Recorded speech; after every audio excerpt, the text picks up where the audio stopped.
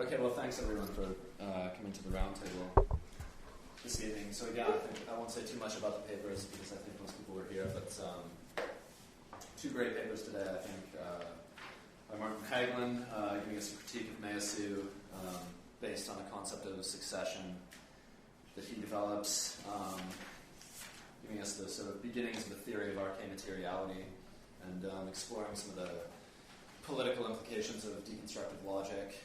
And then Peter Hallward in the second session, giving us a theory of what he calls dialectical voluntarism and laying out some very concrete criteria for what conceptualization of dialectical voluntarism would require, giving us some examples, etc. So I think there's a lot to talk about between these two papers. And I have lots of questions, but I think, as I did last night, maybe the best way to get underway is just to ask the three of you if you have questions for each other that have emerged from the discussion this afternoon and between the two papers.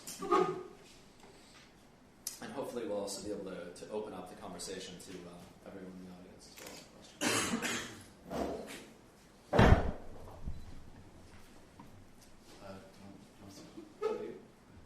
I don't have very little to say. I'll make one point, but I feel like I've had a lot of opportunity to speak the last couple of days, so I'd be much more interested in a way in hearing what other people have to add. But one question that came up for me, I guess, was the question of time and its status, and in relation to maybe both of your projects, and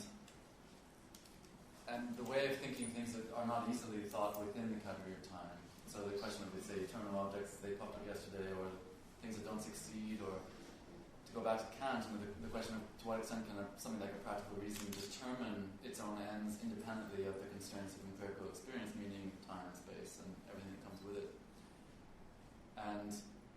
So in other words, something like the determination of what is right as such, if that's one of the things that orients a sequence of self-determination, whether that has to be thought in terms of fundamentally its own temporality or its own historicity. Because in general, I think the reference to refer back to history, and I know that's not the same thing as referring back to time, but in political sequences is not unambiguously, let's say, progressive or positive. Like the James, someone like Jameson's imperative, always historicize. I don't think that that's always the case. I mean, other people have made this argument too, but in some cases, yes, and in other cases, the move to historicize is the beginning of a way of actually retreating from the political urgency of basically, let's say, doing the right thing because it's the right thing.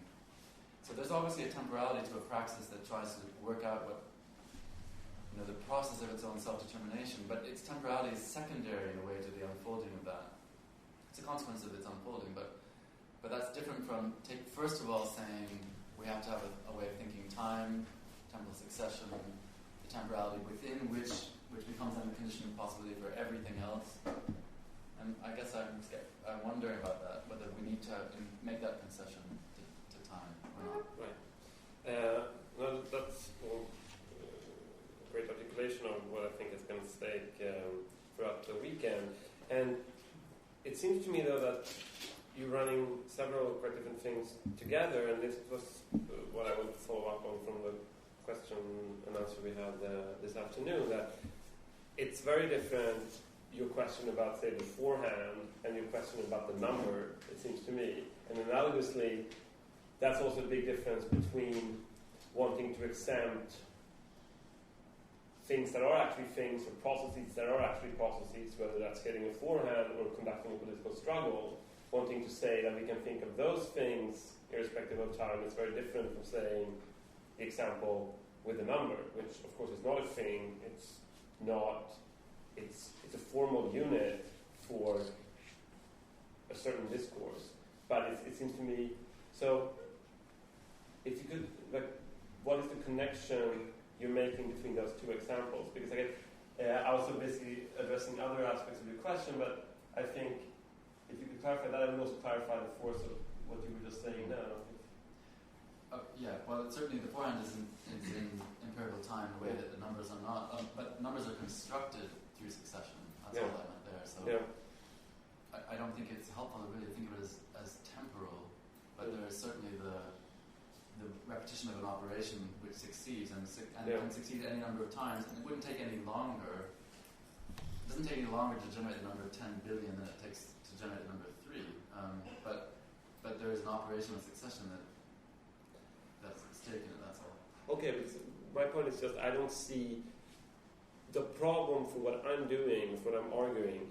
If I were to exempt mathematics, or say the formal units of mathematics, such as a number, from what I'm treating, I don't see how that would pose a problem to what I'm doing. It's very different if you can show that something like hitting a forehand or conducting a political struggle is not adequately thought in terms of what I'm saying are necessary but not sufficient conditions for it. But I don't quite see the problem with math. I think there's a bit. At least there's something at stake that's big, which because in the case this argument goes way back, right, to Plato and company, because it's the status of what is the limits of the thinkable, and are the limits of the thinkable to some extent connected to the limits of the livable, let's say,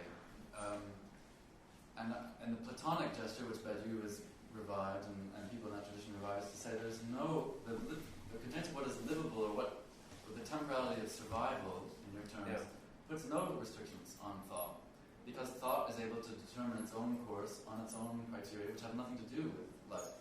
I mean, literally nothing to do. And mathematics is the paradigmatic place in which thought does that.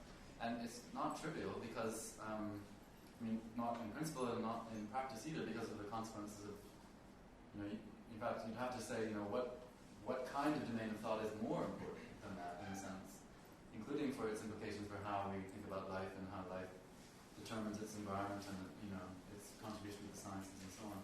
So, like to give the recent example that Badiou develops in the beginning of Logics of Worlds, the eternity of prime numbers, right? And he acknowledges that there's a temporality to how time prime numbers have been thought. The Greeks thought them one way, and the moderns thought them another, to put it crudely. But that there is something about the concept of a prime number which is trans-temporal in that way, or at least that's probably not even a good way to describe it. That is, as he says, an exception to the worlds, the historically constituted worlds in which actual ways of thinking about them have been devised. And that is that he says in each case is, that's what a truth is, right, for him, is an exception from the temporality of a world, but also in principle really an exception from temporality. Hence his reference to immortality, eternity, etc. But not because they're positive things that are in themselves like a fullness that could be deconstructed, but because they're just indifferent to it. That in order for them to proceed, in order for us to think the concept of a prime number, we don't need to think about it in terms of temporality. But what is the connection between that power of thought and the power of thought, with the other example you were giving now, the power of thought to determine the course of a political action, determine what is right? Because it just seems to me widely different, and I don't see the connection between the two, because obviously, as I said before, the formal units like prime numbers and so on, they just don't bear on the set of philosophical issues that I'm treating. But obviously, like something like human wills or the temporality of an action or the problems inherent in the determination of what is right or wrong bears on those things. So I think that's been an underlying issue, and I'm just trying to see the connection, because on the face of it, that prime numbers are not temporal or do not constitute temporal process. That doesn't seem, for the set of issues I'm concerned with. And secondly, what is the link between that power of thought, that you can make a very clear-cut case for it, thought can think these things, and the power of thought to determine what is right? That's what's your second example. Okay. Well, there's a trivial way of saying that it's not disconnected, in the sense that, like a prime number, that's the basis now for most forms of encryption and that they're used in security, different ways of developing kinds of security, and that has something to do with, for example, the dynamic between security and survival. And I think these things can be connected in that trivial way, but more importantly, it's more that what is thought capable of? Is it capable of basically determining its own course? And then, first of all, you have to say that mathematics, I think, shows that it is. And is that the only case? Well,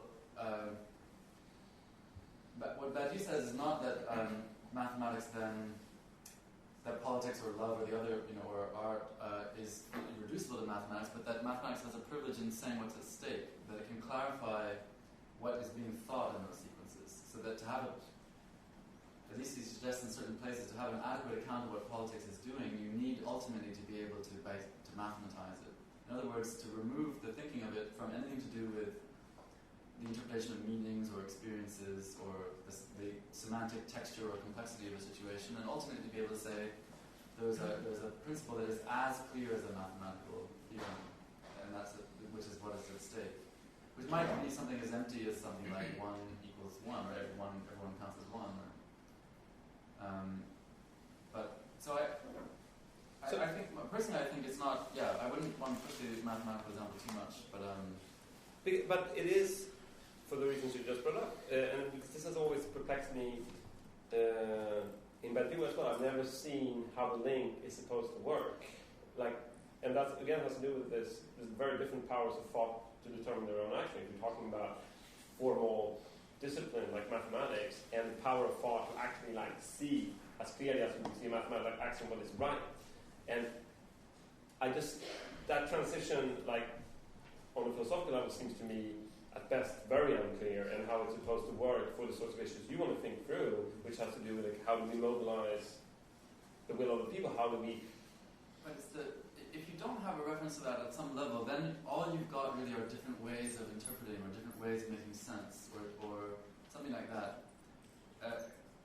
Without the axiom, maybe. Without the clarity of something that ultimately refers to something that is as anonymous and meaningless and clear and distinct as a mathematizable principle. That's why the issue is so acute in something like psychoanalysis. I mean, it's probably that Knox is also involved with, the attempt to mathematize something which traditionally been ultra overladen with the domain of interpretation, like sexuality, guilt, the unconscious, etc.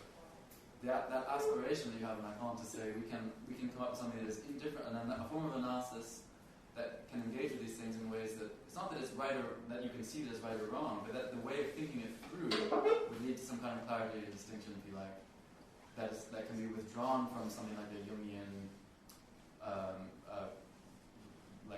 strategy of interpretation. And so that's the question that I think that, say, the Jacobins are pursuing, is that can we reason our way through a political sequence in ways that any rational being could affirm, and has nothing to do with with what this means or means to you, or the disputes around meaning or something like that. So that's where the reference to math is, that this is, it's not that in any case the mathematical problems that you are not ones that are that you could decide in advance. They require a decision. They require the engagement in the problem and the movement to the points where only a decision works, right? That's why he says the Gödel, Easton, Cohen theorem, something like that, that what math does is identify the points in which only the determination to resolve an issue one way or the other is adequate to take the next step.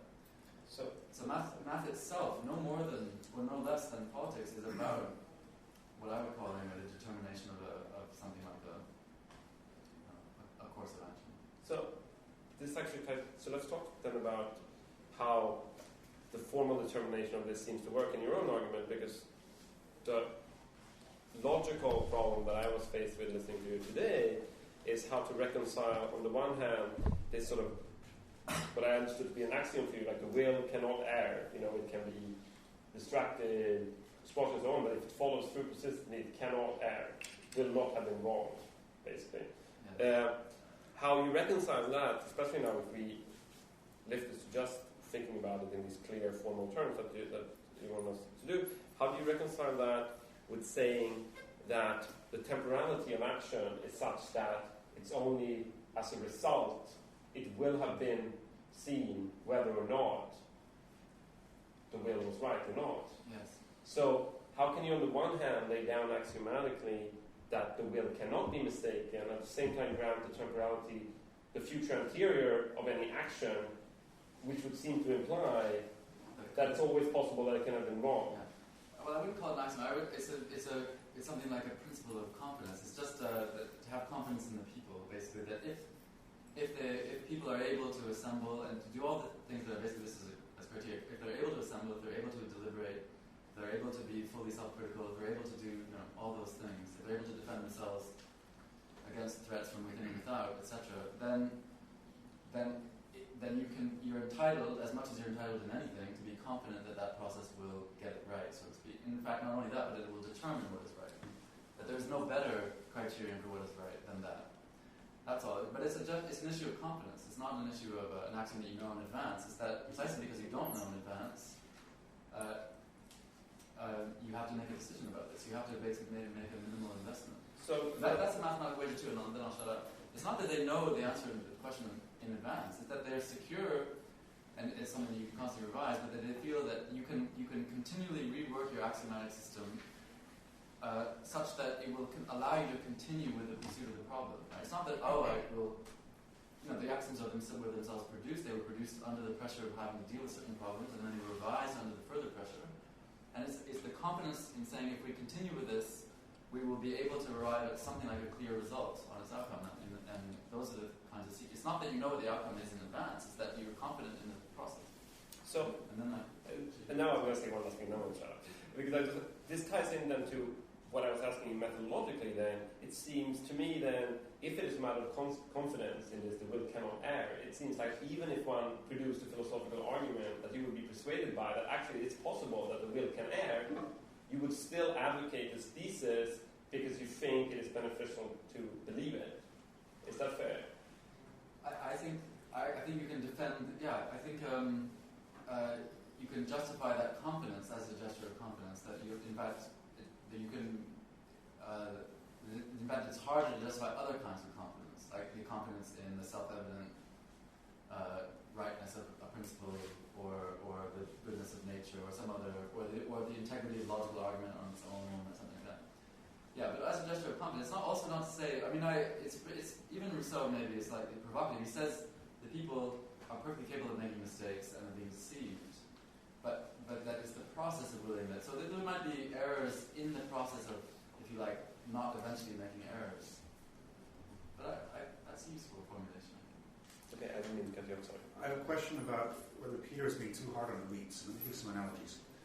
I think in the realm of aesthetics, we would see some role for elites, right? We wouldn't all assume that folk music is aesthetically the highest attainment, nor Lloyd Rice and Weber musicals. And in sports, we want to watch the elites perform. And in metaphysics, I think we would all agree that chicken soup for the soul is not necessarily the highest attainment of metaphysics. And you get the point. And I can see why in politics you wouldn't want the elite to have privileges as a result in the political system. Why does it follow that there's no role for a political vanguard? Do the people really have the necessary imagination? What is so magical about the will of the people in politics if it's not effective in other areas? I have many questions for you, but that's the first one that comes to mind. I bet I'm going to Martin. We'll go with you first.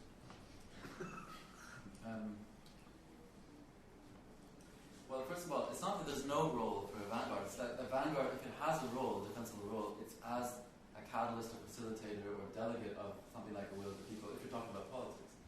And so that's how Lenin describes, rightly or wrongly, that's how he describes his conception of this, the Bolshevik organization. That if it has a value, it's that value, and that gives you a criterion against which you can measure the value of this or that, would-be vanguard type organization. And that, I think, is I'm not aware of a better criterion for assessing the value of a political organization than that. But that a political organization is not the same as the people itself. That there's a place for organization. That there's a place for then some kind of differentiation of roles and functions. That there's a place for leadership. Absolutely agree. There's absolutely a place for leadership. And so, in that sense, if you want to call it an elite, okay. But we can have I think we can be much more imaginative about how we understand leadership. And I'm aware, by the way, in referring to people like Lenin and Robespierre, that I'm talking about leaders, but I think it's very important. I mean, the more important examples would be things like the UDF or Lavalas or Abakeli today, where they have, partly because of the impasses that the Jacobins and Bolsheviks ran into, they've recognized that leadership has to be fully, has to be a matter of collective self-leadership, if you like, where individuals play the role of a delegate and then get absorbed and changed and transferred. Why that doesn't happen in things like art and sport is because the role of the individual is very different there, I think. Is there, in terms of sport, first of all, they do seem like fundamentally different kinds of problems. I mean, even Badiou himself would say something like art and science are aristocratic procedures. Right? They're not democratic. processes. It might be individuals, it might be schools, it might be collectives, but in any case, they're not about the people as such. And I agree that the subject of sport is not easily identified with the people, even though people have bodies that are capable of sport. So the subject of sport would be something like a team or an individual. But that we then have to say that we're interested necessarily in the question of the elite. I'm not sure that follows actually. Like certainly if we talk about a commercialized, competitive conception of sport in the way that we're familiar with it now, that might seem to be the case. But I don't think it follows from sport as such. Or even, it depends what you value in art. I mean, if what you value is something you can buy and sell, or something that you can understand to relate artistic innovations in the course of a history, particularly if it's oriented towards the development of something like a market, and a market that progresses and creates new market opportunities, for something like an art, the commodification of art, then of course it'll be particularly interested in this. But it doesn't follow necessarily. I mean, a course that I liked a lot in graduate school started with it's actually a movie that reminds me a little bit of here. It starts with a reading of a story of Winnie the Pooh. This will be more to some people than others here in this audience probably. But there's a guy called Brian Wolfe, who's a historian of art at Yale University. He says what happened in the 19th century is that the field of art was turned into a place which would differentiate between basically elite or good art and crappy folkloric art. And he explained that in reference to the story in the Pooh where, sorry to indulge you with this childlike thing, but where Christopher Robin is starting to go to school. This is the context. And he's learned how to use the letter A so that the animals encounter two sticks like this and another with a stick across the letter A. And some of the animals, a rabbit, for example, can read it. He says, I know what this is, letter A. Eeyore can also read it, but he's not very sure of it, and he resents Rabbit's cleverness. And Winnie the Pooh and Piglet can't read it. They just see three sticks, and they don't care. Well, Piglet cares a bit because he's a little worried. Winnie the Pooh is oblivious, right? And what Brian built this entire course on the basis of basically saying what happens to the history of art in the 19th century is the differentiation of ways of seeing and perceiving and making art in line with something like this, different, kind of Bourdieu style differentiation of the field. And it's very hard once that's happened to undo it. Of course, there was an artistic elite before that, etc. But in any case, I think it's not self-evident that art is about elites or great achievements. I think we certainly choose what to read based on what we think is good in most cases, right? And in history of philosophy also, there's a reason why certain philosophers 500 years ago read certain ones art. I think to reduce that all to capitalist commodification is pretty dodgy. Yeah. Go ahead. Here I want to add the East and the relationship to the art. In the West, we think of the art as avant-garde and the latest and politically engaged and whatnot. Here I come back to Gandhi. Not just Gandhi, but Buddhism especially, which is more philosophy than religion. And definition of Zen art, which is absolutely not original, which is writing calligraphy, which everybody writes, which is making the skills and then conquering the depth, actually. And that is absolutely, the teacup is the peasant product. So the crafts, if you wish, so there I think we need also to think of the East and in all of this, both political engagement, but also the expression and artistic expression and the depth and the aim even of the art, which is accessible. Even folk arts, they were transferred not by learning, not by analyzing, not by finding, how do you do, what's a symmetry. It was just through making, and that is accessible to everyone. I just want to say I didn't say anything about originality. I was talking about quality, and that's a different problem, I think. Even if you have folk art, there's good and bad folk art sometimes. Yes, the collective and the individual. There's the collective. When it's collective for a long time, the sophistication is always present among the peasant arts. When they all changes, then they don't have ability to analyze and adjust. But the depth or the quality of peasant arts is superb, just given a bit of time. So anyway. And internally too. I mean, sorry, one second, but there's that same question quality applies in the domain of politics. It's not because something is egalitarian or inclusive or democratic doesn't mean that there aren't decisions that are more or less good or ways of organizing that are more or less effective or powerful. The work of assessment in that sense is absolutely universal. I mean, it would apply to everything. Okay, so two decisions emanating from the will of people could be of different levels of quality then. You're saying this, or no? But Or is it there was something of lower quality, is it because it wasn't as attentive to the will of the people as the higher quality acts? That's what I'm curious about.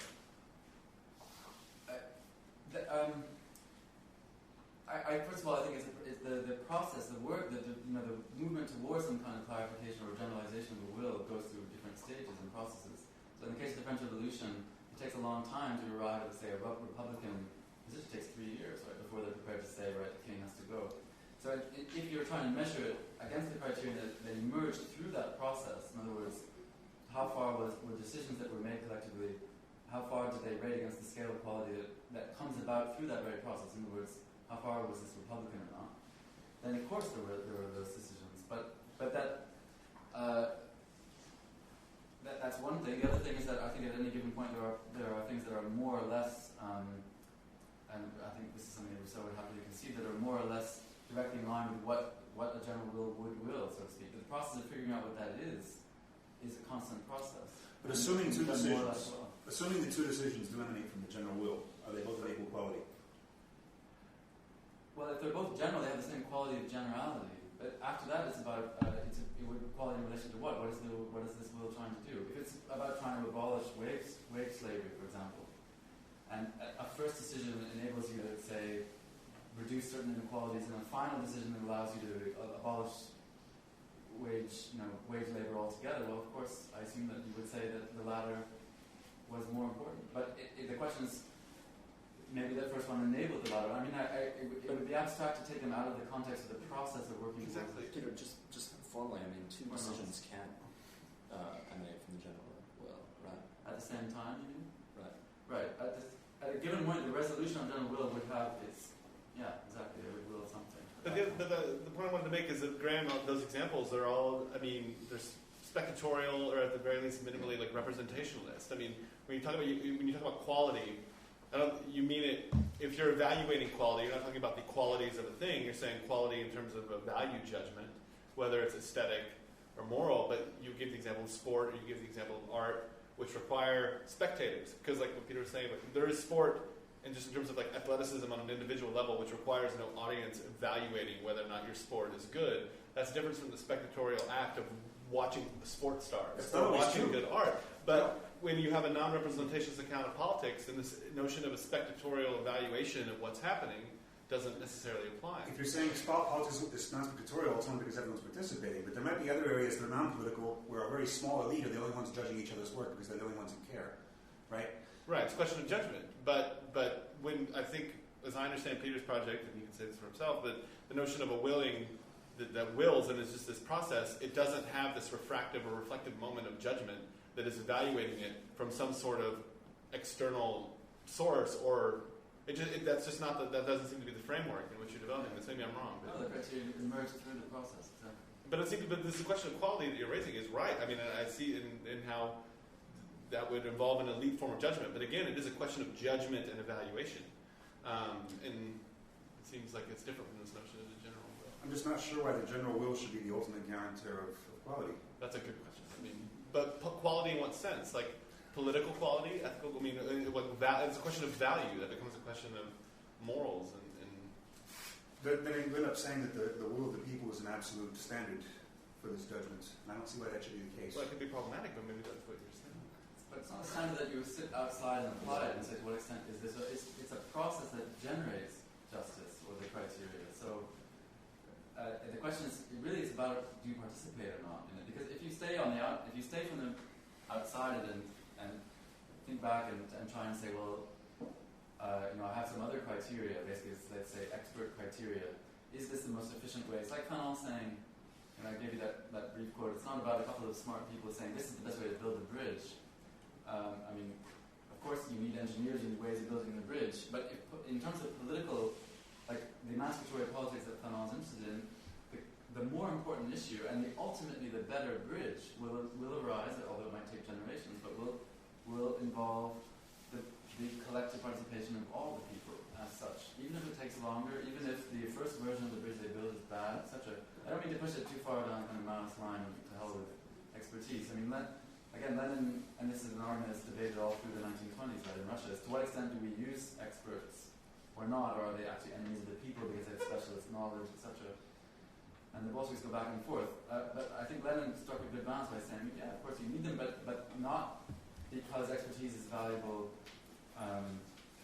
in itself. It's because it facilitates a collective process of basically getting a grip on our own history. Right. I have a concrete question for you. You're talking about it's okay to wait for a while for the will of the people to cook or to get to the state where it's going to resolve to do something. A situation like the United States right now, presumably the will of the public in the United States does not yet meet your criteria of Jacobin visionary, revolutionary behavior. How long are you willing to wait? How long before the avant-garde gets in and starts trying to stir things up in the United States to reach the sort of actions you'd like to see then? Yeah, well, 300 years? The only thing you can do is participate and contribute. And the United States is full of relatively successful, often relatively local instances in which that's exactly what's happening. The problem is that the country was set up from the get-go in ways to basically make this extremely difficult. I mean, the Constitution is established for that very reason. This is why Hannah Arendt likes it so much, to make the will of the people virtually an unthinkable category. And at every level, it's blocked and discouraged and dissuaded. Hence, it's an extremely difficult process to imagine. That is impossible. No, I don't think it's any more impossible. And this is an example I've given a few times, but the political imagination of the people who were otherwise relatively progressive for the first 60 years or so of the American Republic, people like Jefferson and so on up through the 1850s, couldn't imagine a way of ending slavery that wouldn't be catastrophic. Like, given how horrible slavery was, the idea that you could have racial reconciliation of blacks and whites who lived together in the same place seemed literally unimaginable to someone like Jefferson, who was otherwise, and who therefore was quite happy to go along with slavery. And the only way you could imagine it was by saying, well, one day we'll have to send the Africans back to Africa, like the quote-unquote Africans back to Africa. And that was a simple failure of political imagination and a failure of the determination and the will to make it so. You need people like John Brown and others who are determined to force through the change that is required now, regardless of the fact of whether we can imagine ultimately a place of reconciliation. So the fact that it's difficult to imagine yet how something like a general will might emerge in the United States, despite the fact that it emerged to some extent in the 1960s in different forms, I think this should be something that we should pay fundamental attention to. It's just the logistical problems are very, very serious in the United States. But the question is, what role does the vanguard play in getting us there? A facilitator, like in every case. Well, my question significantly departs from this dispute. So if a lady wants to contribute to this dispute, I think it's okay. Please, you've been waiting for a long time. Okay, so I have a question for Martin or you, Graham. Do you think that it's possible to found a sort of coherent or consistent system of atheism without referring to metaphysical instances like causation or contingency or necessity? So basically, in other words, is it possible to think of atheism that could be founded strictly materialistic? Well, it depends by what you mean by metaphysical categories. Certainly, such as necessity or principle of causation. No, certainly a number of categories such as necessity or cause or time or space that has been treated metaphysically that would have to be carefully defined, of course, what we mean by a metaphysical treatment, but they can be recuperated philosophically for a different logic. I mean, that's what I'm trying to do. So I don't think that if the idea is not that all of these classical categories are compromised in themselves and we have to have new categories. It's rather that engaging with exactly how they've been articulated and reckon with them in according with a different logic. So I'm not trying to do away with causation or necessity and so on. I'm trying to... I didn't imply that. I just thought more in mind with these strictly positivist concepts like Hitchens or Dawkins or I see.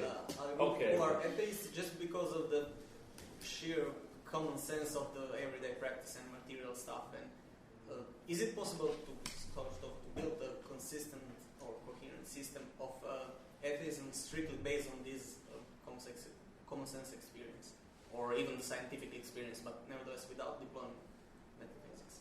Well, I think that one of the many shortcomings of approaches like Hitchens and Dawkins is precisely that they fail to engage a number of crucial problems that you have to think through if you want to engage with religion and questions of religion in a number of ways. And I think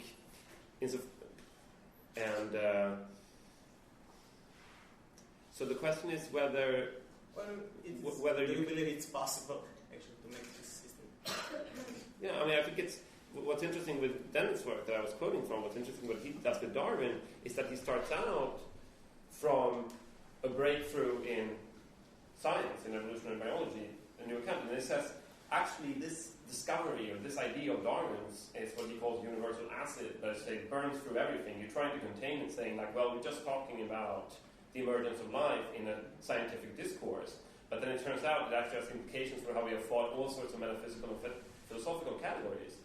And what's interesting about Dennett is that he doesn't do sort of a positivist debunking of philosophy in the name of that. He's trying to then, being a very sophisticated philosopher, reckon with a number of philosophical problems in such a way that would take into account this breakthrough in natural science that is Darwin. And that, I think, is certainly a much more persuasive path. I mean, incidentally, then I think that what Dennett then did in his explicit, more recent engagement with religion, I think, is a lot less powerful than what could be done on the basis of his previous work. But so it's always that, like, if you want to do philosophy, engage these questions philosophically, obviously you need to be informed about science and all of these things. But like that can never be sufficient insofar as then you have to do the translation work, you have to do the philosophical and conceptual work that allows those insights to have any effect and impact on how we formulate traditional problems.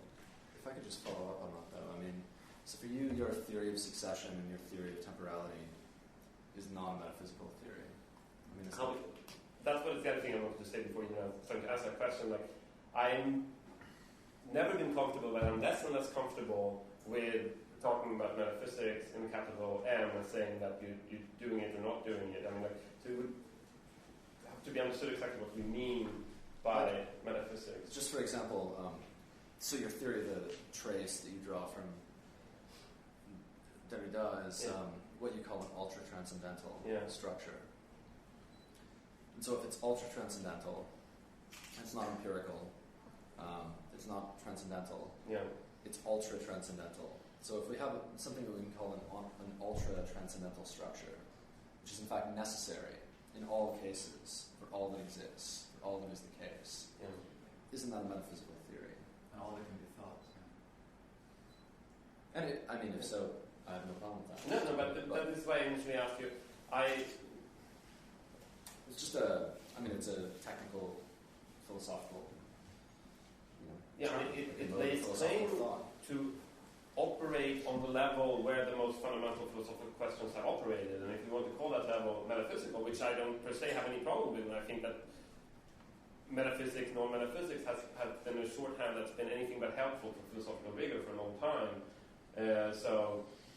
Well, I just mean, for example, that Kant prescribes metaphysical thought, metaphysical dogmatism through transcendental philosophy. So when we call something ultra-transcendental, presumably we break with that critical prescription.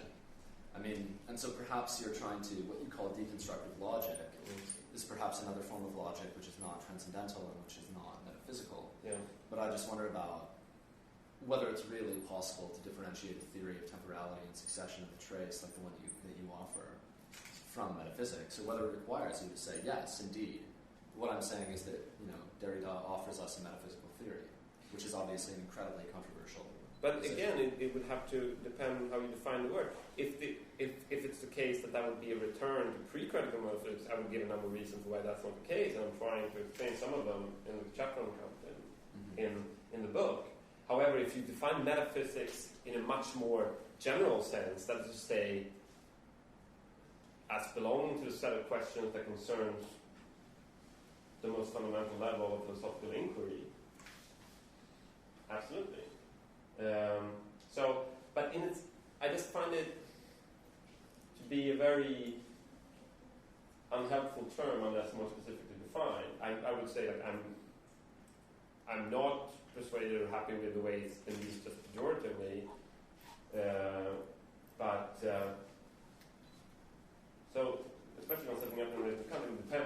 Does that mean that that's a step back from Kant or a step beyond? I mean, that would be but certainly it involves a renegotiation of the strictures of transcendental philosophy, and that's what I'm trying to explain in the book. I was interested also in Graham's answer because of his departing from materialism as opposed to realism. What would be, your opinion on the significance of materialism conceived in this way as sort of Hobbesian way, like there is some matter that stops us from continuing and stuff? Is it the proper basis or even a potential for any kind of constitutional atheism? Were you here yesterday, or? Oh no, well, your opinion in general on this. Because yesterday what I was saying is I don't have much use for the concept of matter in this sense, because I think it tends to either undercut or overmine objects. So I don't think I personally don't make any use of the concept of matter or materialism. But I don't want to just stop there with a really curt answer. I'll give more if I know exactly what you're looking for. No, well, I'm not sure anymore, but whether the concept of the matter is substantial in construing the argument for atheism. Could you be an atheist without concept of matter? Without being materialist or vice versa? Sure, I think you could be an atheist object-oriented philosopher, I think, and say that there are substantial forms, that there are no angels, no God, no soul. Sure, that those are not real objects. Sure, it'd be quite possible. I mean, the materialist question, part of the vocation of materialist philosophy, though, is one of the questions that it tries to answer is, what are objects, let's say, made of? And if the answer is other objects, then we're left with the same question. And so, one of the reasons that materialist philosophers will posit something like an atom, and I acknowledge this, but it's difficult then to differentiate a materialist theory from a theory of the object. But, as I think Knox pointed out yesterday, they tried to give an account of necessary reasons. They try to give an account of the reasons behind, material genesis. They try to give an account of, in some cases, material origin.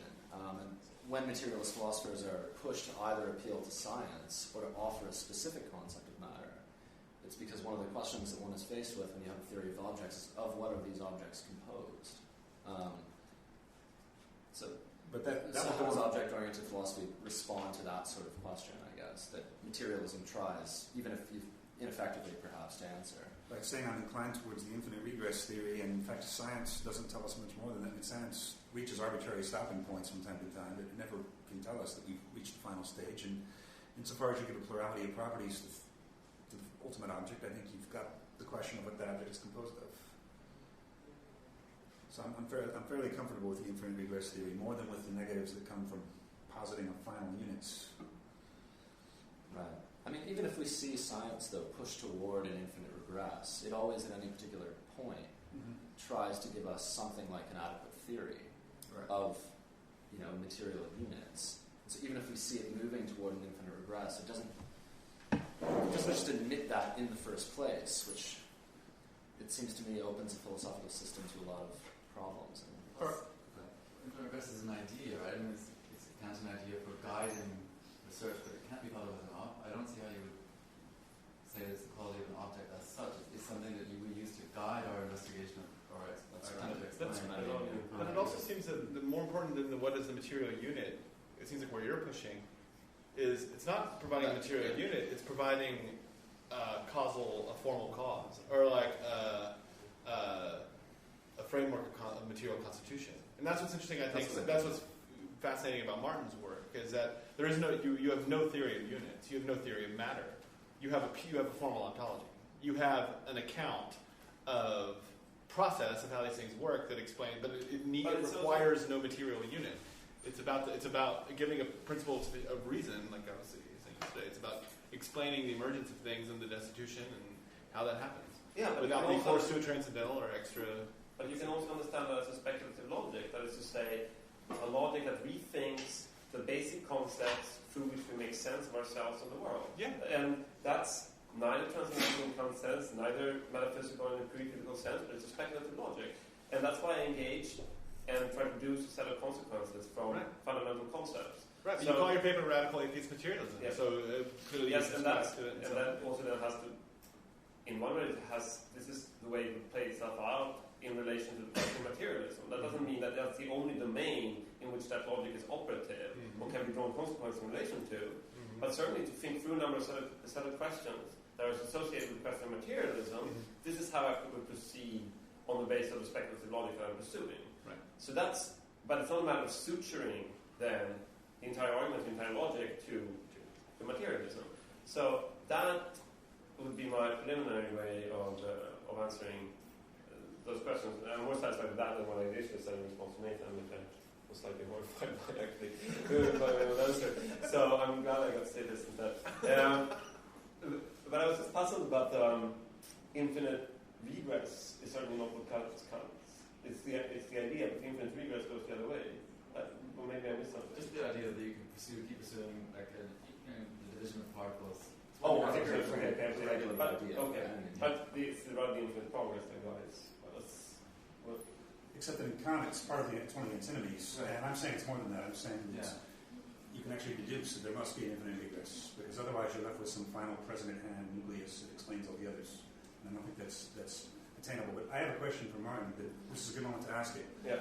Doesn't your concept of arc materiality, despite what Knox said about not having material unit in philosophy, doesn't the concept of arc materiality allow you a chance to break out of this Kantian dualism of human and world as the only relation? Can't you talk about, in your system, can't you talk about the relation between material things themselves in a sense that Derrida doesn't even allow us to do? I see the resources for this in your work. No, I mean, I haven't thought about it in quite those terms.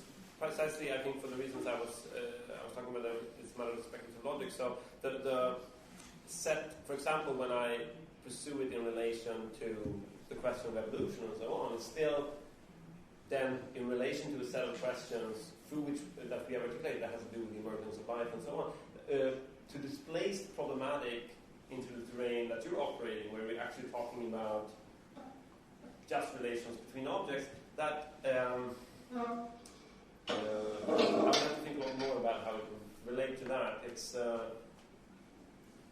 well, because it seems like there would be a necessity to radicalize physics in your philosophy, because you can't just have two inert things colliding into each other, because the two inert things are already radically finite. And I'm not saying that you should do this. I'm saying it's possible. Yeah, because the one argument that was drawn from me is that the one argument that I think is interesting. It has, when he says that these breakthroughs in evolutionary biology actually means that through accepting first and the strictures of transcendental philosophy, we realize nevertheless that this limited perspective of transcendental has to come into being itself, and thereby we arrive realizing that time cannot be reduced to transformative intuition. So, but the line you're taking it in, I mean, it's not the line I've been thinking of or doing, but it's certainly it'll be interesting to see how the compatibilities and the differences. Were you talking about Whitehead at all in your Deleuze-Bergson book? I'm being continually urged to read Whitehead, but I have not yet done so, so I can't say anything about that. Nathan has been urging me to do so for more than a year, so maybe it will happen. Actually, so to co-dependent questions. One would be, do you think it's possible to be atheist without criticizing any specific religion? This would be one. The first question, and then the second actually would be, it was already at the apex of our old metaphysics, so in Hegel's late lectures on religion, that the absolute religion, so Christianity in guise of Protestantism, had the absolute one, so this is the only for him. Already, so at the very end he says, but this religion is somehow seems to be already overcome, and the ethos, so substantial ethos is disintegrating also altogether. My question would be then is even if we do away with religion, or with religion in the guise then of ideology and then the critiquing of ideology, do you think that then a radical atheist and materialist position is actually not somehow trying still to get to construct some kind of ethos that are substantial or not? So with ideology, let's say we could do away, but what's with the ethos? Okay. Well, first of all, I would say that radical atheism does not necessarily imply a critique of religion in the sense that it doesn't, it tries to re-describe saying that the desire that motivated religion as well was a desire for mortal life rather than immortality. So it doesn't, then it might well be the case that in a number of instances I would want to criticize religion or a certain religious domination of a formation society. But why I'm resisting that move is, which would be a traditional atheist move in my case, is that, as I said towards the end of the paper, we would depoliticize the question of social struggles. I could do any number of instances in which I would support a struggle in the name of religious ideas over one in the name of liberal, secular, democratic values. And that's not inconsistent with what I'm saying, because I don't think that struggle is motivated by the religious ends they profess, but that they are too a struggle with material aims that emanate from a care for survival. So, in that sense, it's not trying to construct, the ambition is not to criticize one ethos and replace it with another, but rather with rethinking certain constitutive features that would go into any ethos. And incidentally, I think that this is has certain affinities with how Hegel proceeds about it, because the last word in Hegel is not absolute religion understood as Christianity, but absolute knowledge, which grasps the truth of religion, but it's not itself religion. And as a formal move, and then absolute knowledge itself doesn't then construct another ethos. It just allows us to understand the internal contradictions in the constitution of any socius or ethos. And that type of speculative move has more in common with what I'm doing than the next to final stage. But actually, we will actually also now come to Miran's paper.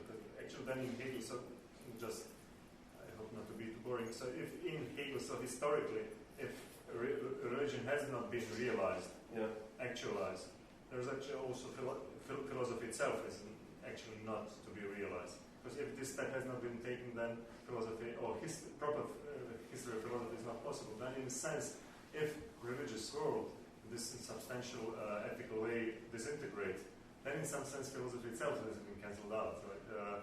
And so this would actually then somehow lead again to this kind of fictitious projection, like Miran has got with this French novel. That actually, then we have really just to think of this atheist world as some kind of very basic, minimal kind of living together, which is then being kind of anatomy-like or encyclopedia-like, but nothing more. Right. What I would say, I mean, that's all very rich and it's a great question. What I would say, though, is that I don't, if I understood you correctly, I don't understand absolute knowledge in Hegel to be something that a telos that we're trying to arrive at. I understand it retrospectively. That is to say, absolute knowledge just accounts for how you were able to say all the things that Hegel was saying. I mean, it's just, it has a methodological status in that it traces the path that the philosophical exposition, for example, in phenomenology has undertaken. So absolute knowledge, in this sense, for Hegel is by the mere fact of having written the phenomenology, that is absolute knowledge, and that is it is taking into account how that knowledge was possible, that constitutes calculative knowledge. In that sense, it's retrospective rather than prospective. So in that sense, it's not something we yet haven't arrived at. It's the possibility of philosophical insight and philosophical reason.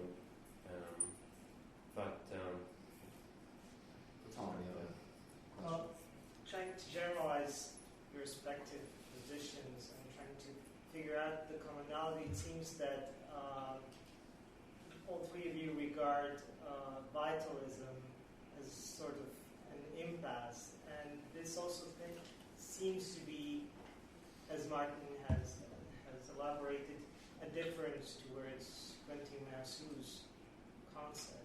And I think that there is a strong commonality of injunction of certain form or formalism in all three of you, be it negativity, be it generality of will, or be retreat of objects. It's just a comment or general remark, maybe an impractical remark, but that seems to be like the red thread between the three of you. I'm not sure for Mira, because maybe a different kind of imposition or injunction that matter makes in his position, but in all three of you, I think that there is a certain commonality of critique towards different varieties of vitalism that were metastyle, that had so many forms and shapes over the last 10, 20 years, and that the formality of certain injunction of formalism is at work. 21st century materialism will not be Deleuzian. Yeah, that's the way to put it. Or it won't be Nietzsche. I mean, I would certainly embrace the formality in that respect, and I would tie it to what I was saying in response to Knox about speculative logic. That is to say, it's a matter of thinking through the features of concept that are operative in the way we make sense of ourselves and make sense of the world. And that is a formal endeavor in the sense of it's a matter of constitutive features of those concepts rather than content. So in that sense, I would say that's a correct observation that there's a strong formal aspect to what I'm doing. I'm also very curious to hear how both of you relate to the question of formality, which I think is very useful that you bring it up, because I think it's been underlying a lot of discussions, and I don't think we've explicitly addressed it. So it confounds me. I'm in the middle of trying to think about it in relation to this project on the Cape Landis. I don't know. The way I use formality is the opposite of the way most people use it, because for me it means substantial forms, it means what's hidden, not what is formalizable for a subject. And so I use it positively, but in the opposite sense of how it's usually used, say for Mersou, for example.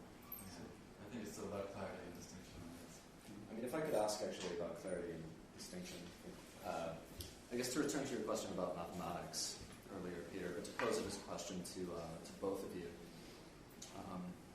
So for me, Martin, question about mathematics, I think this is a real crux in both of your projects. And I mean, for me, the real challenge that your account faces has to do with your account of the infinite, your concept of the infinite, and on the basis of your critique of the infinite, your reaffirmation of a philosophy of finitude. And I think that Badiou is indeed a very pertinent person to raise, because Badiou's response to deconstruction, which I think he conceives of as a response to deconstruction. It's not that Badiou simply rejects or ignores deconstruction, rather he tries to construct an ontology which is adequate to Derrida's critique, his critique quite precisely of the notions of positive infinity. And so, radical atheism, I mean, your book operates, in my opinion, through a dichotomy between positive infinity, models of positive infinity that you critique, and a model of negative infinity that you affirm, what you call the infinitely finite, which I think is modeled by your concept of succession. The whole point of Bourdieu's set theoretical ontology is to work within a Cantorian concept of the infinite, which is neither the concept of a positive infinity or what you often refer to as a fullness, kind of plenum, nor is it a negative infinity, which could be thought through succession. So, for example, when you if you offer a definition of an infinite set as a set which can be put into a one-to-one correspondence with one of its parts, and you can formally demonstrate the possibility of thinking a set in that way, you have a positive definition of an infinite set. But it's not a positive definition of a positive infinity. In fact, the challenge of thinking through that definition destroys any model of positive infinity. That's the point of the power set, the consequences that Bourdieu draws from the power set axiom for thinking the infinite. So I guess I wonder how then you would respond to that model of the infinite rather than the critique that you level against theological notions of a positive infinity. That's my question for you. But then for you, Peter, also about Bourdieu to some degree, but just also mathematical formalism, which in some ways you seem really invested in because you want an axiomatic model of politics. In some ways, indeed, an a priori model of politics, even though you affirm the priority of practice. At the same time, though, you've leveled for years now quite harrowing critiques at Bourdieu of his mathematical abstractions that, in your opinion, are not sufficiently concrete and don't relate directly enough to practical exigencies and situations, etc. And so I wonder how you reconcile in your own thought,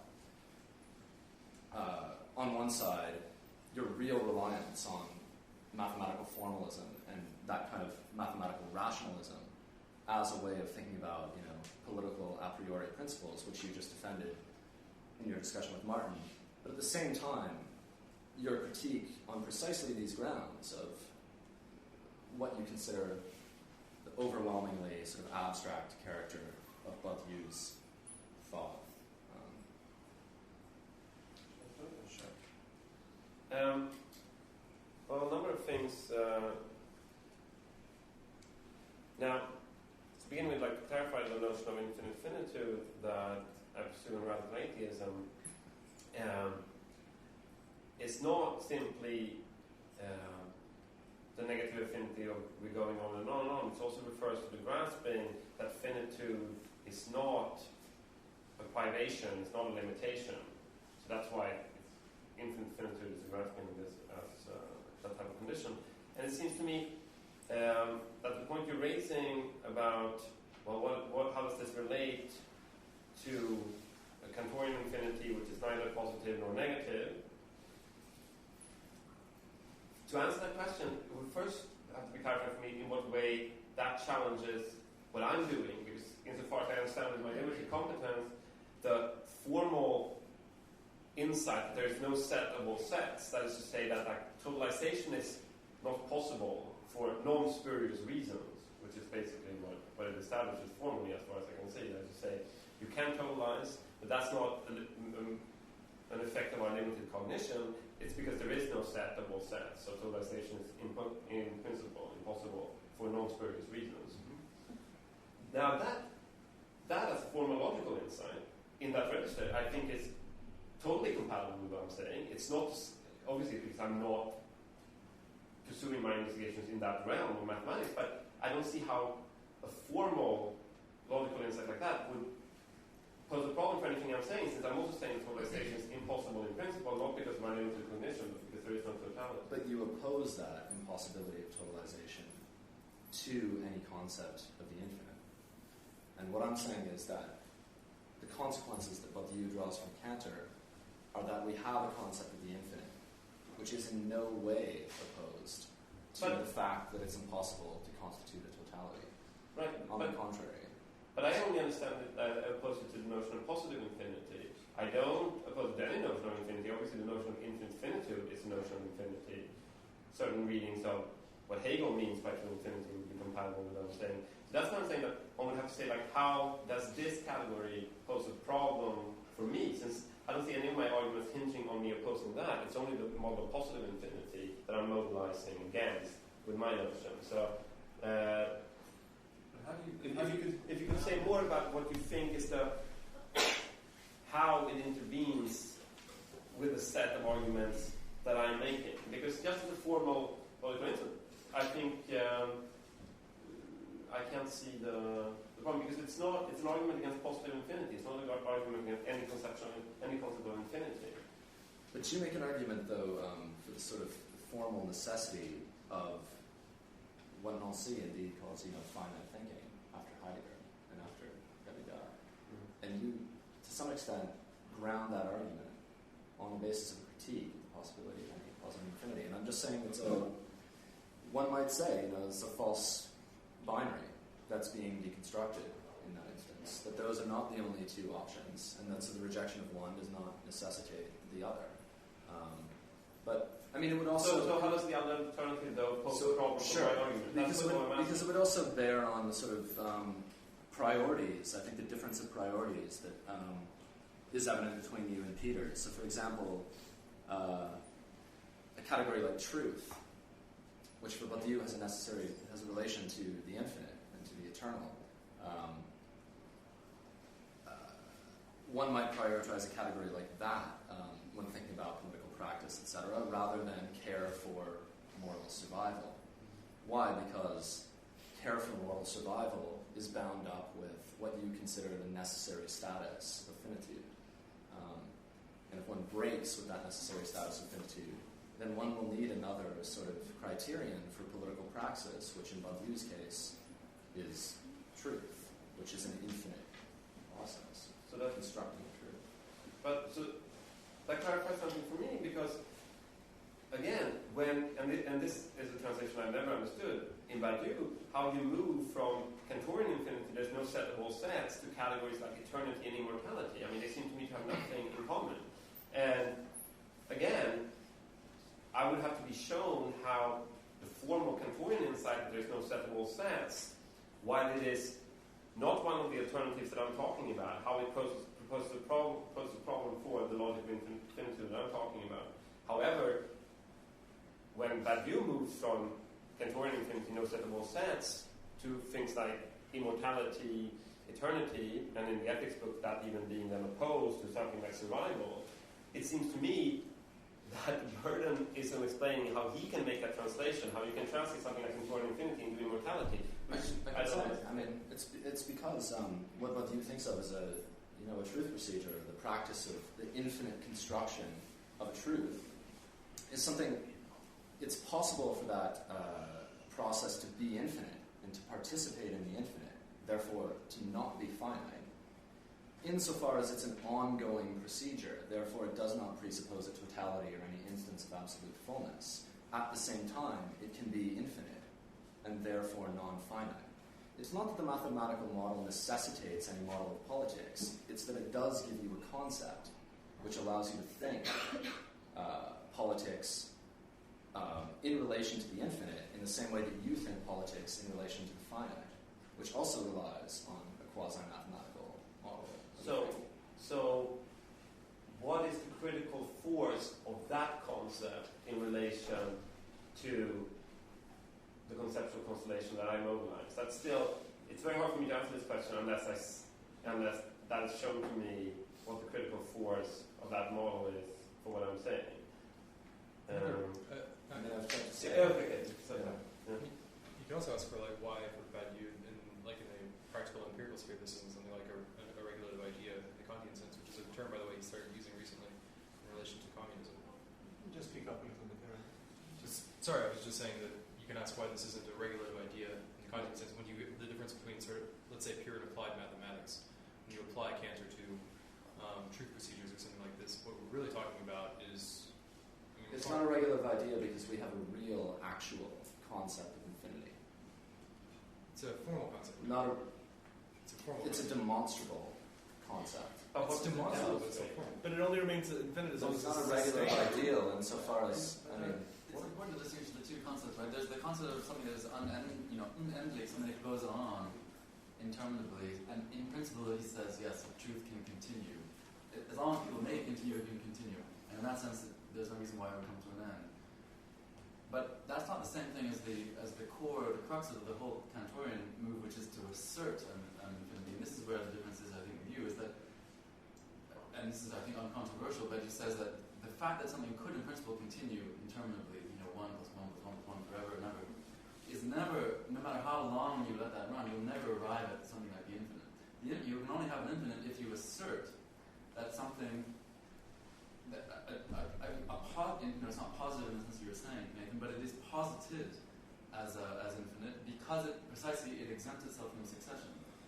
The idea that there can be a number that does not succeed, or a limit ordinal, which has to be posed as an axiom. There's no way of deriving that from anything else.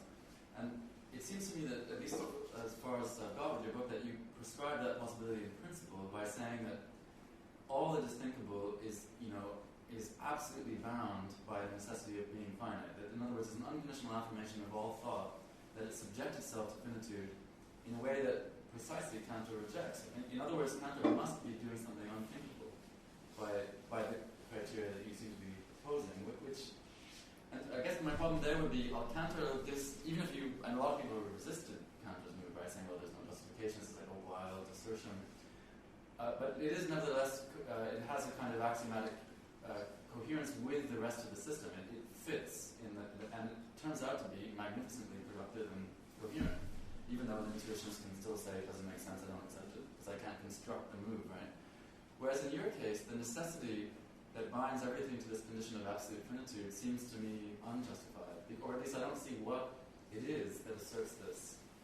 Like, why is it, given that already today we've accepted there are things that don't succeed, why then should everything be bound by this finitude? What is its status? What makes it ultra-transcendental in this very strong sense that you seem to give it? Yeah. Well, first of all, I would say, the argument about thinkability in the book concerns, the regulative idea structure, where you say, well, we cannot attain absolute fullness, whatever name we want to give to that, but it's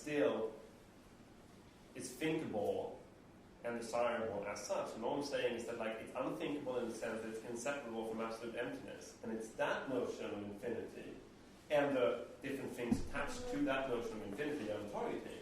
And that's why I'm insisting that this Kantorian notion of infinity, which does not have bearing on those questions, it does not have bearing on something like our idea, our supposed striving for fullness or peace that we can never achieve, but it's what directs our action. It just doesn't have bearing on those things. And it's in relation to those sets of arguments that I'm applying, that it's not thinkable as such, because when you think it as such, it's inseparable from its absolute opposite. So that's why I'm insisting on this, that there needs to be just a Kantorian as a formal thing, that there's no set of all sets and so on. While that's a different problematic than the sets of things I'm engaging, I don't see why it poses a problem for the sets of propositions that I'm advancing. I'm not saying I'm just asking. Well, this is it's ironic, because it seems to me this is, as Nathan was saying, this is what's compatible with your move. If you ontologize it, as the value does, what you have account of why it's impossible for there to be a whole or a totality. Yeah, right? So in that sense, not only is it's totally compatible with your project as saying that we cannot think such a thing like a Hegelian infinite, like a circular, self-absolutizing power of infinity that could totalize its own actuality, whether it's a knowledge or in history or reality or whatever you want to call it. And he's saying ontologically that cannot be such a thing. And so therefore it's not indifferent. It gives an ontological reason for why that's not thinkable. Why God is, as that kind of idea, is dead and dead forever and always was dead. In other words, dead is the wrong word.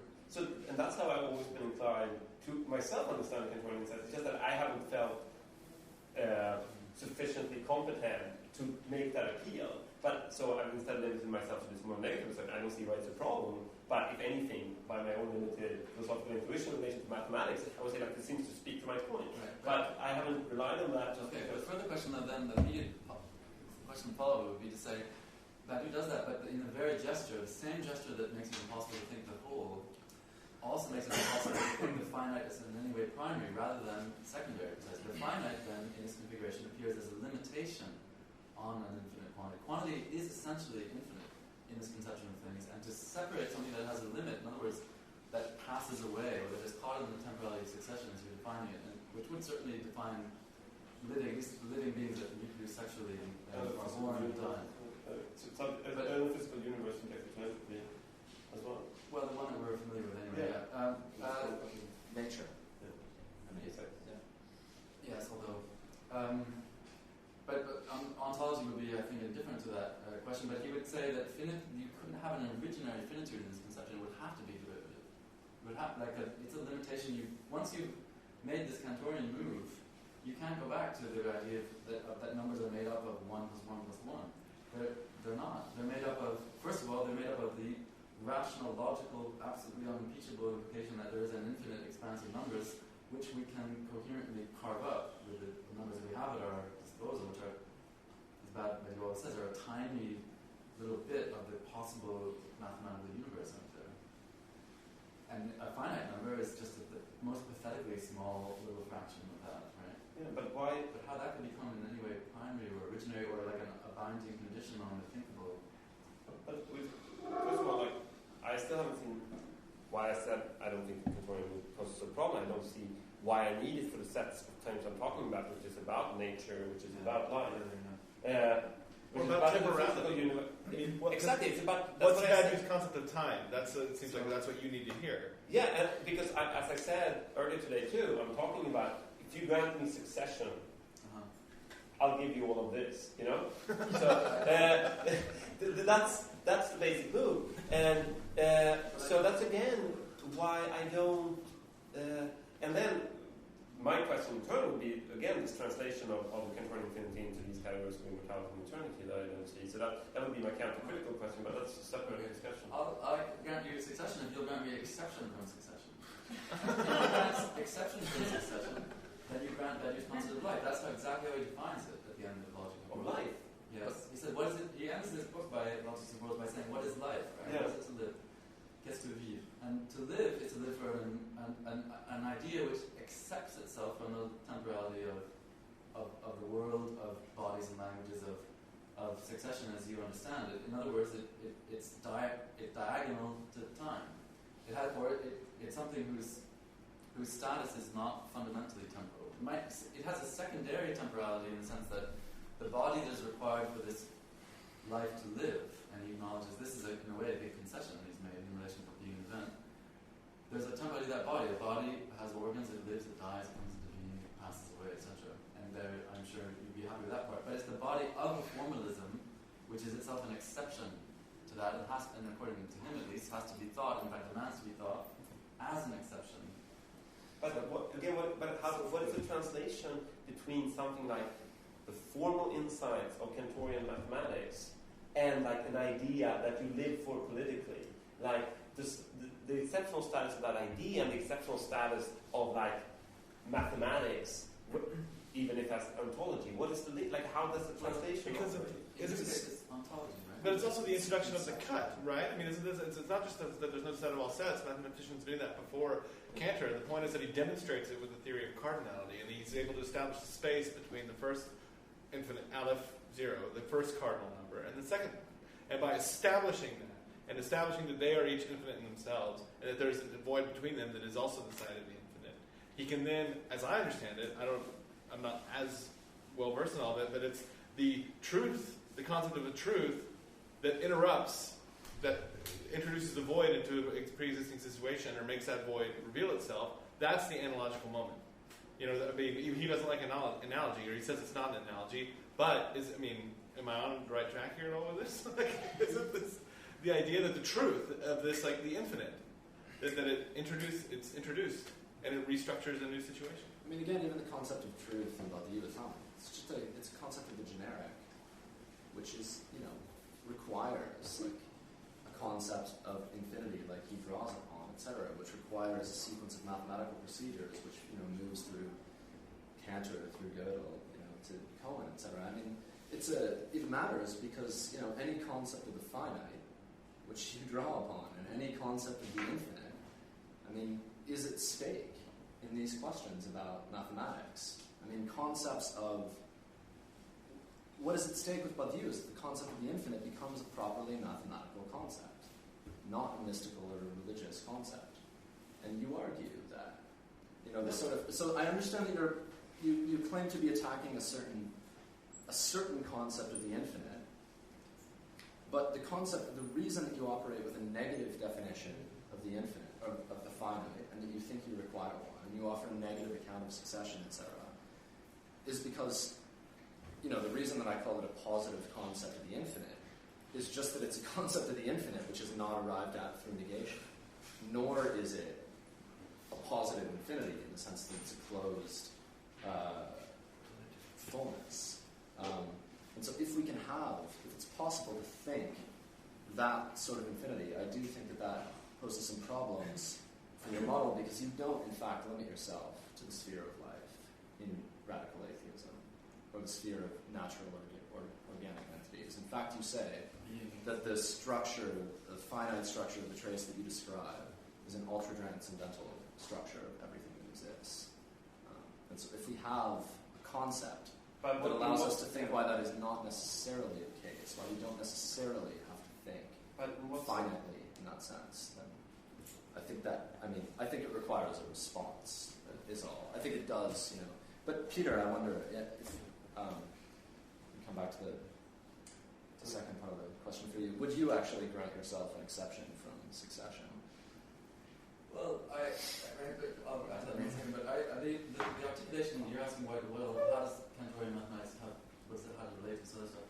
I think that is a perfectly fair question, and I think Becky's answer would probably be, it relates to it insofar as you want to think the being of the truth in question, but not in any other way. So the process, a truth is fundamentally a procedure. So the full word, is procédure de vérité, right? And he drops the procédure de often, but it's a process or a procedure. And what is at stake in the truth procedure in art or politics is nothing to do with mathematics. And you don't have to know anything about mathematics to pursue it, etc. It's all about the imminent process of pursuing something like, let's say, equality or something along those lines. If, though, you want, as a philosopher, to step back and think, well, what is the being of this thing? Well, then, like any form of being, once you've made Betty's move, then you are confronted with thinking it mathematically, and the breakthrough, at least that he sees, is that this post-Cantorian mathematics is interested in gives you a concept for the being of a generic procedure, right? And that's why he privileges that. Anyway, but only there. And it could be that strategically it's not that important to do that. I don't think he would emphasize that it is that important, but that's where it would lie. And because he also thinks that the only way we go back to this phrase clear and distinct is to think something in terms of what it is rather than how it appears, which is always murky. Then he would want, he as a philosopher, he would want to orient it back that way along for the same reason that Plato wants to do the same thing. So that would be why. Answer your question, sir. Go ahead. So just to take a concrete example, now it's been a while since I read the ethics book, but take the distinction there that you move from being sort of animal and not a subject, and you become a subject and you become immortal in some sense by living for an idea. It's precisely that type of notion of the idea of the immortal that seems to me widely different from these Cantorian formal insights, and it's only then when he makes that move that it seems to have bearing on the sets of things I'm talking about, like what does it mean to live for an idea? What is it that motivates struggle? What is it that animates commitment, if you will? That's a set of concerns. And then that's exactly the junction at which he seems to have recourse to a notion of immortality rather than infinity. And I don't think that's accidental, because this formal notion of infinity from Cantorian mathematics just doesn't have any purchase on what would animate a commitment or an engagement or what it would mean to live for an idea. He would dispute that. He would say that, as he says, in fact, in the ethics itself, towards the end, that to live for an idea or to live as an immortal, in other words, without concern for mortality or the concerns of mortality. Yeah. So this is the most intense kinds of affects, right? The most intense kinds of enthusiasm and. Exactly. But I would say, then the argument I would make is that what we have been calling immortality, that itself is animated by a care for survival. That is to say, it's strategically good for the idea because it's going to make you more active, more efficacious in the actual concrete worldly struggles that you're engaged with. Only if you're limiting what it is to be to the category of survival, you would say it's precisely different. But the being of a mathematical survival. This is like, so I don't, this seems to me like, that's why his ontology is powerful or problematic, is that it absolutely severs the link between being and anything that you might care about. Martin, the reason that you, when you make your argument that what we actually care about is mortal life rather than immortality, when you deconstruct the concept of immortality from within, you do so on the basis of an attack on, a positive model of an infinite totality. Yeah. And so when you show that it in fact presupposes finitude, etc., you do that through the deconstruction of that concept of infinity. And that is not the concept of infinity that's at stake. So when you say that we can show that when we say this and this and this, we're actually doing it on the basis of a desire for survival, I mean, the structure of that argument, in my opinion, presupposes that as the only model of the infinite. But what I'm saying in relation to that, though, is that, again, the Cantorian infinity is not a version of that positive infinity, which is why I don't think it's relevant for my argument. What I'm saying is that when Badiou goes on and translates it into immortality when it concerns this living for an idea, then he enters the terrain that I'm talking about, and then I would read it in accordance with that. But I'm very sympathetic to Martin's point here, because insofar, as Badiou uses the language to live, he's already conceded something in advance without knowing it to Martin's formal argument. Because Martin, to say to live as an immortal, like that's a formula Badiou uses. Then Martin. But that means that Martin defines life as care for survival. But Martin defines life, but he defines it as a formal category. And insofar as Badiou talks about an investment in that truth procedure proceeding, carrying forward, moving, like sustaining, persisting, then he's already in Martin's framework. So the question then is, why does Badiou use the language of immortality? Why does he use the language of undying? Why does he use that? If he doesn't want to make a concession to vitalism, why does he even use that language? The narrow answer is he uses it in the context of logics of worlds, insofar as he also wants to expand as a kind of being within a kind of appearing in our existence. So the bigger concession is, why does he start talking about existence? Once he's in the domain of existence, and he accepts that there are things that live, that are included in the field of existence, then he wants to appropriate the concept of living and tear it away from any kind of vitalist account. All he means, though, I think, by living there is thinking, really. To live as an immortal means, remember what a subject is a formalism, right? That's all it is. Yeah. The body is not organic, it could be organic, but it's generally not. And it's more like an assemblage of powers or capacities that are required for that formalism to pursue its consequences, right? So to say that the body in question, let's say the organization of the party or whatever it is, lives or dies is a metaphor. It's just right. But one of Badiou's favorite affects that he often uses is the concept of tenacity. Things being tenable. And there's no accent to one of Martin's favorite adjectives is untenable, that he uses it time and again in his book. This is untenable. This is untenable. It's untenable. It's an interesting confrontation, because insofar as Badiou's invested in a notion of tenacity, hold the line, then it's open to then it falls into something that Martin can apply his critique to. Well, it's the logic of survival too. I mean, being tenacious, persisting, resisting. These are all affects. If we talk about them in register affects, that would make sense. But by the same stroke, your critique, though, Martin, is still purely formal, because it doesn't say, it gives no content about whether or not we should hold or not hold, or what the investment is. Because it seeks to be described. It's just descriptive. It's formal on top. Remember the model of fidelity. No, this may be going on a little too long on this point. I'm interested in hearing something, but and we probably should wrap up fairly soon. But when Badiou and Martin define life, they mean two completely different things. They're two incompatible definitions of what life means. Neither is vital. So when Badiou speaks of life, he doesn't subject himself to Martin's critique. Why? Because he defines life precisely as not survival. And he's able to do that because he has another model of what life can be. That is, attachment to the construction of an infinite generic truth. And that is the only thing that's constitutive of life. Whereas for Martin, formally, the only thing which is constitutive of life is survival as a finite being. For Badiou, that's what it is to just be. It has nothing to do with life. But isn't bed use tenacity like Martin's survival, fine, their lives aren't the same. But my point would just be that Martin says that the sort of definition of what you would offer of life is in fact conceptually incoherent, and he deconstructs the conceptual logic of it because he presupposes that definition of life would require a sort of positive infinity on the model of a religious or mystical infinite fullness, totality.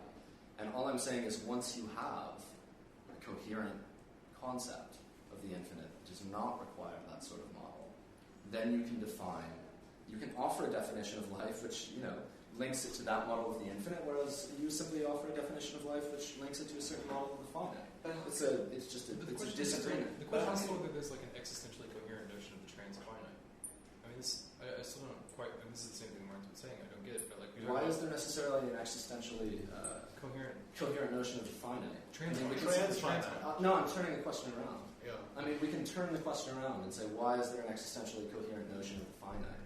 For example, that is, once you have this sort of concept of the infinite, how do you presume to demonstrate that human life is necessarily mortal, for example? I don't think it's philosophically possible, in fact. I really don't. It's an empirical observation, but you can't demonstrate it philosophically. In light of what you're saying, again, I just don't understand how a formal mathematical definition of infinity can have any bearing on... You have a formal logical concept of the finite. These are but formal in relation to things concepts that would pertain to life, but like that there's no settable sense, doesn't have anything to do with the notion of infinity that you could link to immortality in the way that it happens, and that would... I just don't... All that matters there, in the use of the word immortal, is simply the logic of exception. Like to be accepted from the logic of mortality and survival. When he defines life precisely as that, it is possible to be accepted from this. And on the model, like the logic of fidelity that he gives, this is why I don't think it's the same, Knox, as the tenacity of the Badiou is not quite the same as survival for you, because the model is, again, for him, is the determination to follow through on a problem. Like fidelity says the paradigm is the mathematician's determination to pursue a problem to its end, right, and push it. Well, why would you follow through? That requires no life. I mean, like anything that's capable of rational thought will do that. It requires no. The argument is not whether they're the same. The question is if you can say what you're saying but following through without presupposing tacitly what I'm calling care. If it's even quite like if you're not tacitly assuming a minimal care when you're talking about like it's about following through, it's about hanging in there, being faithful. If not all of that, but you haven't granted any conceptual status in the reasons. There's a capacity. There's absolutely a positive point of departure all the way through value, which is the power of thought to determine its own course. That, if you want, like, that you, if I insist on it without care. Care for what? Care for survival, or care for the thought itself to survive, following through. Yeah, whatever. It's just redundant. Thought doesn't need that. Why should it need the concept of needs to survival follow through? But thinking the need to follow through is imminent to what thought does. In order to think this problem, it has to persist and continue. But that doesn't require something like a moral care. Anyway, perhaps we should. Yeah. Okay. This is all very stimulating. Maybe we'll have the chance to begin talking about this thing. But for Badiou, it seems that life, in a sense, is radically material insofar as it's tangential to time. And basically, the history of life is history of devolution or degradation, whereas for you, I guess, it's a history of evolution and then survival in that sense, that it's an adaptation to the history of materiality that surrounds life. So I think that they are also incompatible in terms of that. In that respect, at least, I would call Badiou radical immaterialist or idealist.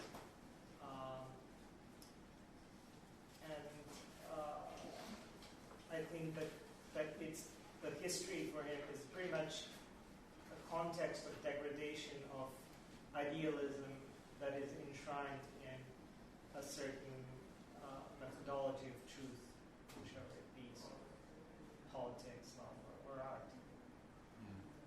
I have some sympathy, but I think there's a problem history is a real issue for Badiou, and that he's not able to think that positive. Like he wants basically a positive account of exceptions from history, but he doesn't place anything like enough emphasis, I think, on the capacities that are in history, if you like, that enable some of those things to happen, some of those exceptions to take place. So to see, I think there is that, and I think there's a pessimism about that that's maybe partly contingent, like the experience that he had.